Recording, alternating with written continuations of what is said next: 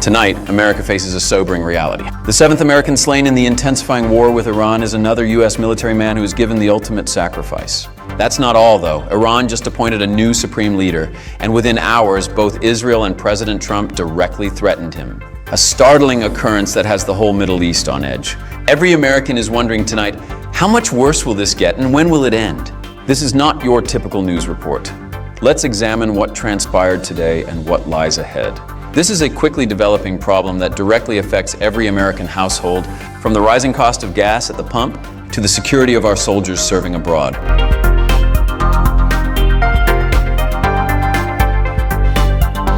Good night. Tonight we start with the shocking news that has military families on edge. According to the Pentagon, injuries received during Iran's initial round of assaults last week resulted in the death of a seventh American serviceman.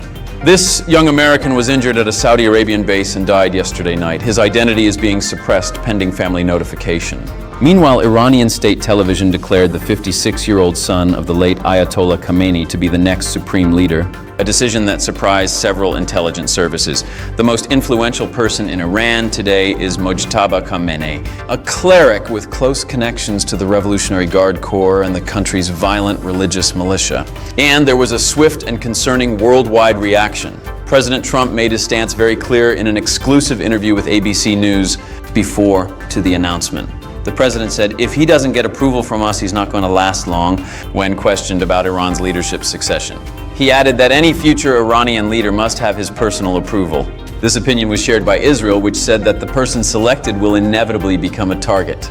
There is a new leader in Tehran tonight, and two of the strongest armies in the world are already threatening him. However, there is no pause in military action to accommodate political shifts. Israeli bombs struck a significant oil facility in Tehran today, causing toxic vapors to billow for kilometers around the metropolis. Massive flames lit up the night sky, prompting residents to take immediate precautions against poisonous air. As it enters its ninth day, the conflict is growing on all fronts. Now let's stand back and consider what this means for America and the average American who is watching tonight. Because the intricacy may easily overwhelm you when you hear news like this, so allow me to explain this simply. This new supreme leader comes first. Why does it matter who leads Iran is a question that many Americans may have. The truth is that Mojtaba Khamenei is not a moderate reformer. In every significant aspect, he is his father's son. Surrounded by the same hardline ideology that has manufactured ballistic missiles targeted at our allies, supported terrorist networks, and subjugated the Iranian people, he has been prepared for this position. He has strong ties to the Basij, a violent militia that has put political prisoners to death and suppressed nonviolent rallies. He has everything to prove, which makes this very risky. In authoritarian regimes, new leaders are frequently under pressure to demonstrate their might right away. Furthermore, this might lead to increased aggression rather than decreased hostility in an area where perceived vulnerability encourages assault. This explains why the Trump administration and Israel reacted so swiftly and violently. Any escalation will be met with overwhelming forces, they are conveying. This is what keeps military planners up at night. There are still about 400 kilos of highly enriched uranium in Iran. Michael Oren, a former Israeli ambassador, put it this way: enriching that much material to military-grade levels just takes a few days. That's weapons-grade stuff that might be terrifyingly put in a bag or installed on a missile. In order to secure the uranium, President Trump is now refusing to rule out deploying U.S. Special Forces into Iran. I'll say it again. American boots on the ground inside Iran are now on the table. So how can this be resolved? How can we stop things from getting worse? Three crucial priorities are identified by military analysts: completely destroying Iran's nuclear enrichment capability, not just damaging it, but completely eliminating it, crippling the missile launch sites that endanger our bases and allies, and 3, disrupting the supply lines that support Iran's drone and missile programs. And here is something that may be of interest to you. The first team of Ukrainian counter-drone specialists will reach the Middle East tomorrow. These people know exactly how to take down Iranian drones because of their horrible experience against Russia. These methods will be taught to Gulf nations. It's an incredible illustration of how combat expertise can be shared to safeguard American interests and friends. But let me bring this home for all of the American viewers. Your wallet is already being impacted by this battle.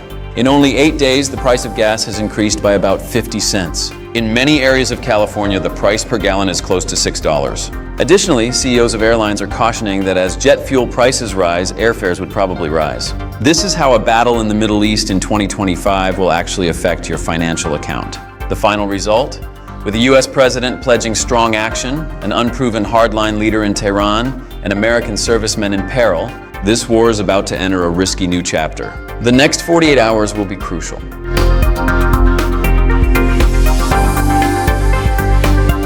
We now go on to other breaking news related to this escalating confrontation. Authorities are currently looking into the explosion that shook the US Embassy complex in Oslo, Norway, as a potential targeted assault. To find one or more culprits, Norwegian police are utilizing helicopters, dogs, and drones. Even though there were no reported casualties and very little damage, the timing has raised all red flags. Given the present security situation with Iran, police openly said that, quote, "It is natural to consider whether this was a targeted attack." This occurs in the midst of increased security alerts in both the US and Europe. The White House is reacting to news that an intelligence bulletin regarding the growing possibility of Iranian strikes on US land was postponed for review. The administration claims this was done to make sure the material was thoroughly validated before being released. And back home, the NYPD is looking into another suspicious device in New York City. This one was discovered a few blocks away from Mayor Madani's residence, Gracie Mansion. This comes after an improvised explosive device was launched during opposing demonstrations outside the mayor's official mansion on Saturday. An 18-year-old suspect lighted the device, which was covered in black tape and included nuts, bolts, and screws. The suspect and another person informed authorities they had seen ISIS films. The FBI's Counterterrorism Division is currently looking into whether this is a domestic terrorist act that was impacted by global events. The bomb was hurled when the mayor was inside his house. It hit a barrier and went out a few feet away from the cops. The NYPD bomb squad is on the scene looking into the second device, and both defendants are facing federal charges tonight. In an entirely different but no less terrible tale from Georgia, a cherished high school math teacher and married father of two has passed away, following what authorities characterize as a terribly misguided practical joke. Jason Hughes, 40, was outside his house on Friday night when some teens showed up to toss toilet paper on his land, a custom that many of us may recall as being somewhat innocuous. However, the instructor stumbled and fell, and one of the cars ran him over as Hughes emerged and the teenagers attempted to escape. The suspected driver, 18-year-old Jaden Wallace, and 4 other teenagers are now charged with crimes, including first-degree vehicular murder. According to a statement from the local school system, Hughes was a dedicated instructor, coach, and mentor who was adored and respected by both students and co-workers. Now, his wife and 2 kids must deal with a loss that never should have occurred. The events in Norway and New York are not coincidental, so let's take a moment to make some crucial connections. The real-world repercussions of international combat are evident when we witness attacks on U.S. diplomatic buildings abroad, and IEDs tossed close to a U.S. mayor's home. The threat level at home rises when the United States is involved in military action abroad, especially in the Middle East, as law enforcement has warned for years. Not necessarily from organized foreign groups infiltrating our borders, but rather from locals who are radicalized by what they witness. Investigators were informed by the accused in New York that they had viewed ISIS films. They are citizens of the United States who were motivated rather than guided. This threat is the most difficult to stop and is referred to by counterterrorism professionals as the lone wolf or inspired actor threat. Someone who radicalizes by themselves in their bedroom, consumes propaganda online, and then acts independently of any terrorist group is difficult to follow. In order to detect any threats before they materialize, the FBI's Joint Terrorism Task Forces are currently operating at higher alert levels nationwide, keeping an eye on social media and collaborating with local law enforcement. Here are some things you should know about the work that goes on behind the scenes. The FBI, the NYPD, and law enforcement agencies around the country have stepped up their monitoring of religious institutions, protests, and possible targets. They are searching for suspicious shipments, weapons, and behavioral clues. Even amateur efforts may be extremely dangerous, as demonstrated by the rudimentary but possibly deadly device discovered in New York. Now let's go on to that sad tale from Georgia. Doesn't this one hit in a different way? Because it's about a moment of bad judgment that claimed many lives, not about terrorism or worldwide strife. A man was killed, and 5 teens were charged with felonies as a result of a practical joke played by generations of children. Let's discuss what the law truly states in this case. First-degree vehicular murder in Georgia carries a lengthy jail sentence. But consider the personal cost in addition to the legal ramifications. That 18-year-old driver, Jaden Wallace, will live with this for the rest of his days, and so will his 4 pals. Investigators said they attempted to provide assistance. They had no intention of harming anyone. However, a guy perished in their haste to escape. If parents watching with teens can learn anything from this, it's to have a discussion about what happens when things go wrong. Teach them that running is never the solution, and that a ticket for underage drinking or a call to explain a practical joke is far preferable to a charge of vehicular murder, because 5 young people will have to cope with the fallout from a split-second choice for years. And Jason Hughes' wife and kids will be without a husband and father for the rest of their lives.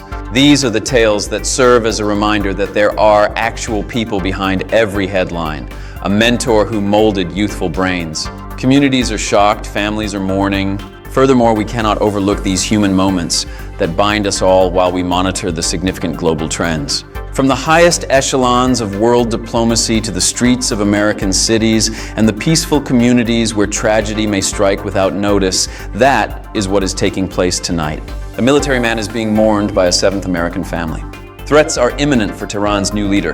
Additionally, we are reminded at home that being vigilant is important in both our everyday lives and in the face of external threats. We'll continue following every development in this rapidly evolving situation and bring you the updates that matter most to you and your family. From gas prices to safety alerts to the human stories behind the headlines, we've got you covered. Thank you for trusting us with your time tonight. Please take care of yourselves and each other. Good night.